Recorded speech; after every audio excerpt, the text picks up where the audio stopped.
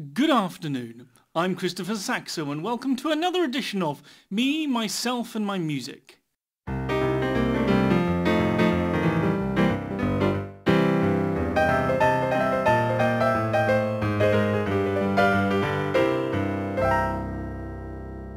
My guest today has climbed the ladder of performance arts over the last 4 decades and established himself as a renowned TV, film and theatre musical composer. It is my great pleasure to be talking to Desmond Buckleshaw. Desmond, hello. Hello. Now, you've always been involved in music, but your big break came in 1971 when you met the late Cubby Broccoli, the producer of the James Bond franchise. Yes, Cubby and I found ourselves at a car boot sale, negotiating with the seller over a 1920s King George pocket watch. Cubby bid £15. I raised it to 17.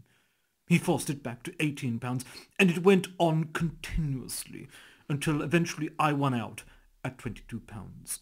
He wasn't happy. In fact, he was livid, but eventually we got chatting about our mutual love of antique clocks, and remained very good friends thereafter. And am I right in saying that it was the Broccoli family who supported you during those tough times about 3 years ago, when you were photographed by the paparazzi at a particular fetish bar in Mayfair? Yes, Club Foot. But you were spurred on by that incident to pick yourself up and begin a collaborative project with the Broccoli family on the new James Bond movie. Yes, Golden Toe. Golden Toe in cinemas from next week and with a new James Bond actor. Vinnie Jones. A surprising choice, wouldn't you say? Well, of course, I'm not involved in the casting of the film, but he does have a certain je ne sais quoi about him, something different. Of course, Vinnie is not the only well-known celebrity to make an appearance. No, Ronnie Corbett plays the wonderful evil henchman, Bob a Job. Again, another surprise. Well, Ronnie has diversified in the last few years, and I must say, having seen a preview of the film already, he really does play a dangerously ruthless character. His little chuckling, reminiscent of his time on the two Ronnies, makes a comeback, but with a totally different intonation. Very dark. But your contribution to this film was the unmistakable theme tune, which we're going to hear now. Thank you. Yes, this is the culmination of 6 months' work. The theme tune to Golden Toe.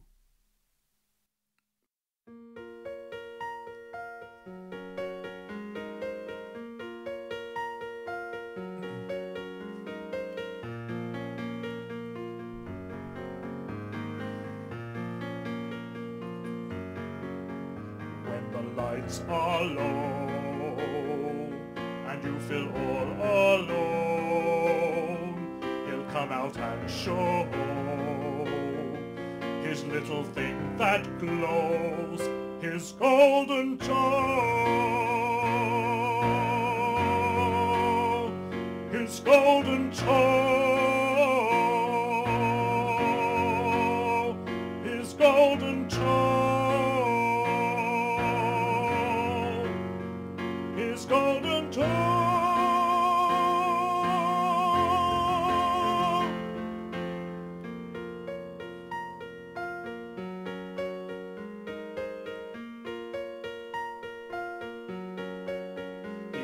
In oil and wheat upon the black market,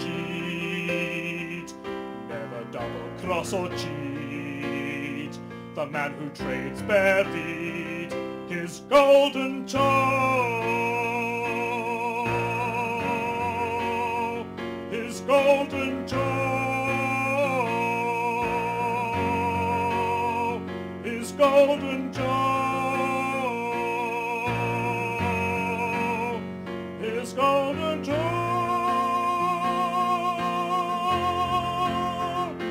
He eludes the police and avoids going to jail, and doesn't require cream for an ingrown nail. His weakness is the ladies, they each steal his heart, for they all want a piece of his little gold bond.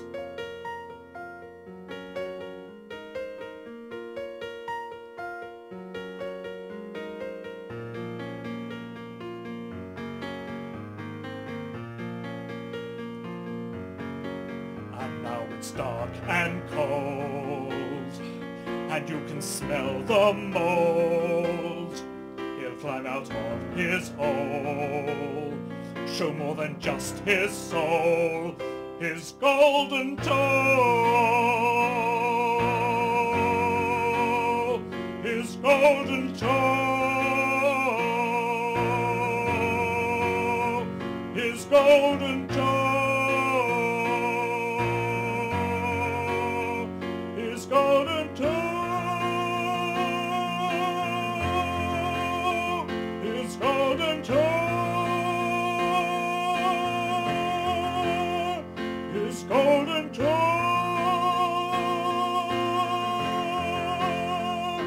his golden toe.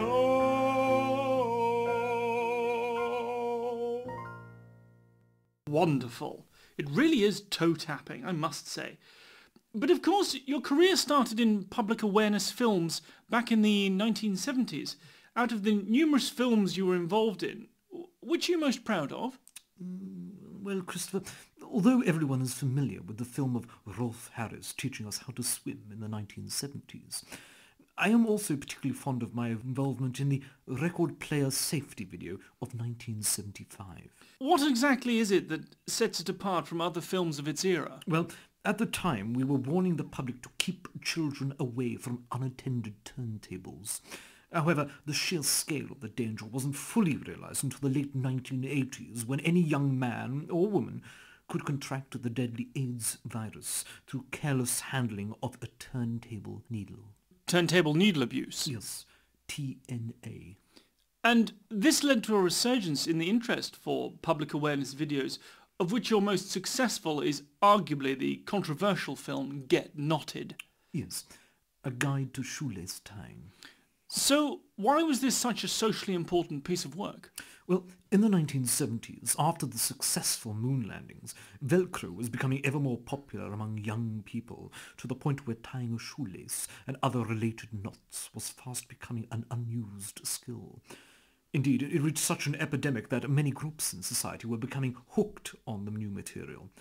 As such, I was commissioned by the government to compose music for the new awareness video. And here it is now.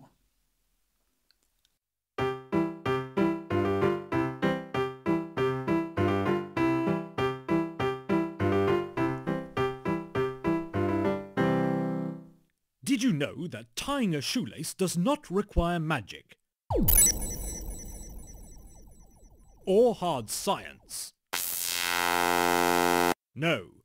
Tying a shoelace is a very simple tool to possess and widely sought after by employers looking for skilled workers. It's as easy as 5 steps. Step 1. Take both laces, cross them, and put one under the other like so. Good for you. You're off the first rung. Step 2. Take the right-hand lace and make a loop as shown. Excellent. Step 3. Take the left-hand lace and gently wrap it once around the looped right-hand lace. That's it. Nearly done. Step 4.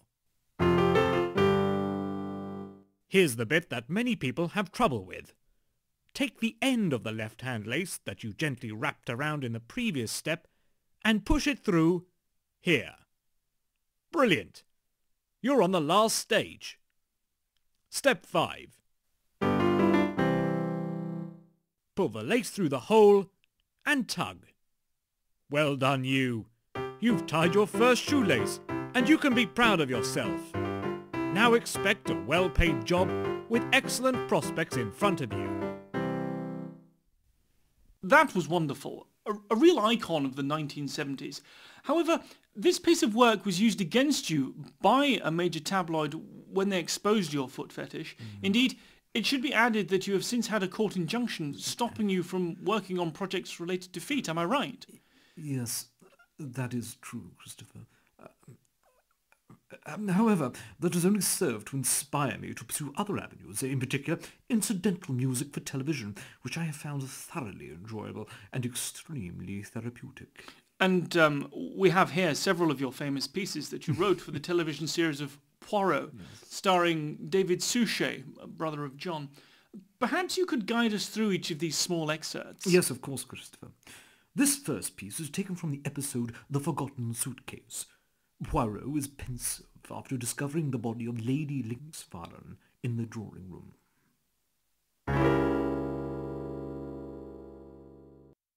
Wonderfully curious.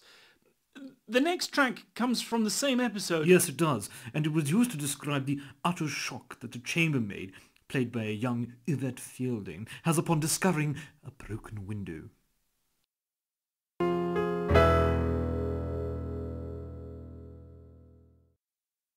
I have to say, Desmond, the simplicity of the piece, with its sharp brevity, really heightened the suspense, having seen the episode myself several times. Thank you.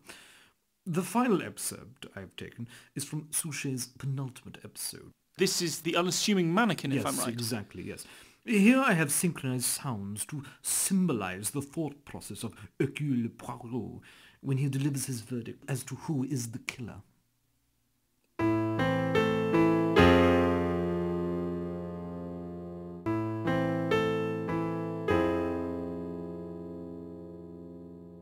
Breathtaking.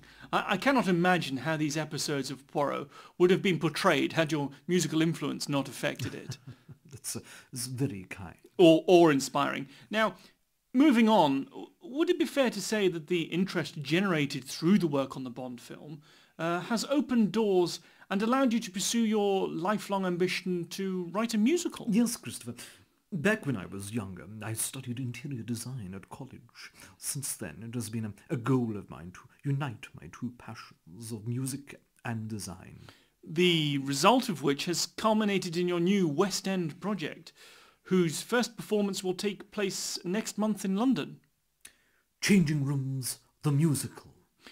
Now, I realise there have been certain issues regarding the casting of the key protagonist, particularly those of Lawrence Llewellyn-Bowen and Carol Smiley. Well, the last night the role of Ms. Smiley was reserved when Fiona Bruce agreed to a 12-month deal to play the leading lady. However, problems are still arising between the two main candidates to play Mr. Llewellyn-Bowen. We are still in negotiations with Michael and Michael about this. Kane and Crawford, the big question. Who would you prefer? Well, obviously I can't make any comment about that now, but I will say that we are very lucky to have had such prominent actors express a desire to play the role, and I hope it can be cleared up and resolved as soon as possible. And am I right in thinking that you've already started rehearsals with the rest of the cast? Oh yes, everybody else is fully on board and ready to go. And what's the story behind it all? Well, without wanting to give too much away, I would say it's a calling for all people who want to find the perfect job. That's all I'll say on it. Well, we have two pieces here today. Let's start off with a small collection of excerpts that happen in the first two acts of the show. Now, some critics who have seen previews have suggested that there are some very strong religious undertones. Well, of course, I will have to leave that to the audience to decide.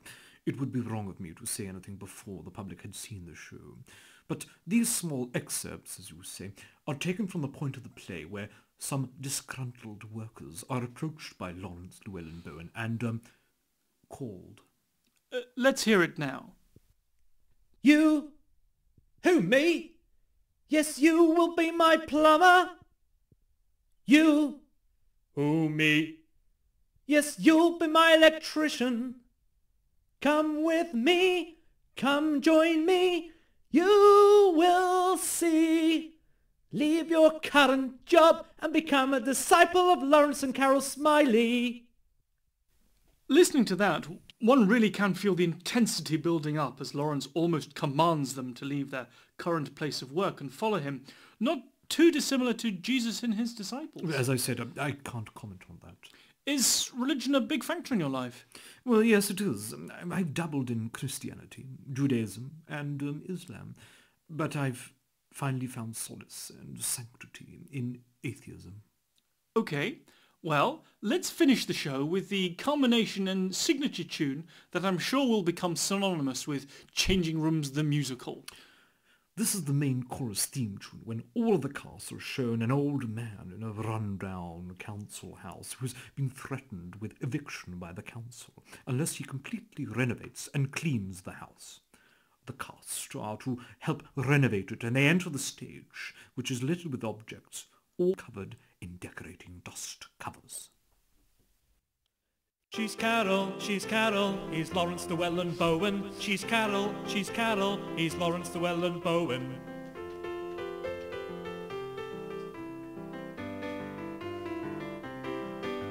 We're changing rooms, bring out the bins and brooms. With heat gun and scraper, we'll take off all paper. We're changing rooms. We'll laminate floors and paint all the doors. We'll give it a fresh lick, you won't need to panic, a new chest of drawers. If you're stuck for a new look for that open half-harvest, just insert a few small shells of colourful taste. That whole storage cupboard that's under the stairs, insert as a guest room that's single or share. We're changing rooms, bring out the bins and brooms. With heat gun and scraper, we'll take off all paper. We're changing rooms. We've got new designs for those Venetian blinds. Discard that old curtain, it's manky, we're certain. Hey Lawrence, that rhymes!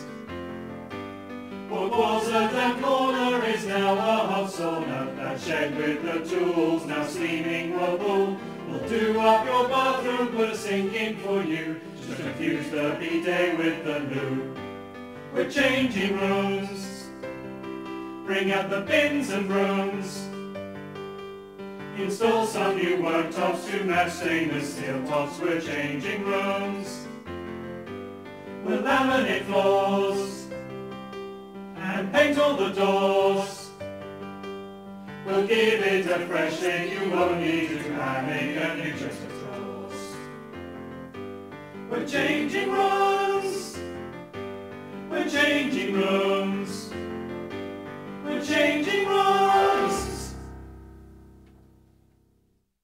Wonderful. I feel invigorated to get up and do some DIY on my own house. Changing Rooms the Musical debuts next month at the Adelphi Theatre in London. It has been my pleasure today to have Desmond Buckleshaw talking about his musical life. Thank you, Desmond. Thank you, Christopher. Join me again for another Me, Myself and My Music soon. Goodbye.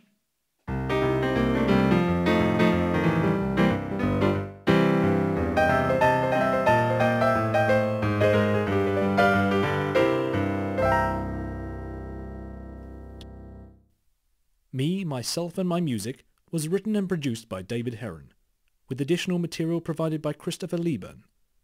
Musical composition was by David Heron, with assistance from Katie Hogarth.